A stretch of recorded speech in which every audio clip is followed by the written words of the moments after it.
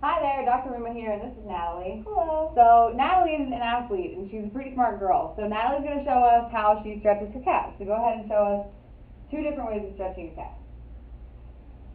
Okay, that's one way. So she's kind of pushing her heel towards the ground with her other leg, and she's got most of her body weight on her leg. Then show us another way. Okay, against a wall of some sort, and she's pushing her back heel into the ground. Same thing. Show us one more way.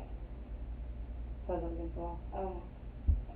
Yeah, there we go. So you might do this at the gym. They have the little triangle blocks that you can go on. You can hang off the edge of a stair to do that. Now those are all really great ways of addressing tightness in the sagittal plane of the calf muscles. So we're going to show Natalie how to stretch her calves in 3 different planes. So a lot of the stretching that we do ends up being in 3 different planes because we move in 3 different planes. So first things first, we're going to stretch the calves in a sagittal plane. So that's kind of what Natalie's been doing, but we want to get a little bit more dynamic about it and have some more movement. So Nat, come on and stand over here by me. Okay. We're going to get in the lunge position, kind of exactly how Natalie was, but then what we're going to do is lean our hips forward. So still keeping that back leg down. We're going to have our toes pointed straight forward.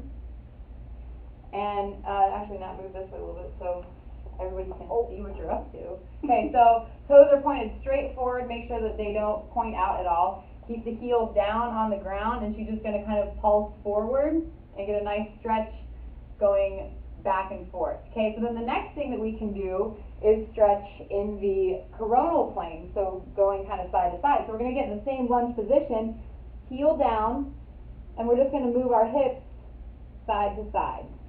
So Natalie can tell you this is going to stretch kind of different parts of her calf while still doing the same thing. So her toes are nice and straight forward, her heel's all the way down, and she's stretching different parts of her calf still in this lunge position. Then the last thing we're going to have her do is pick up her front leg, and she's actually going to rotate her hips while keeping that back leg planted. So she rotates her hips, keeps the back heel down, toes pointed straight forward. It's the exact same thing we've been doing. She's still stretching different parts of her calf. Now we're going to change it up a little bit and actually start to address the soleus muscle. Because when you have the knees straight, you're actually addressing the gastroc muscle.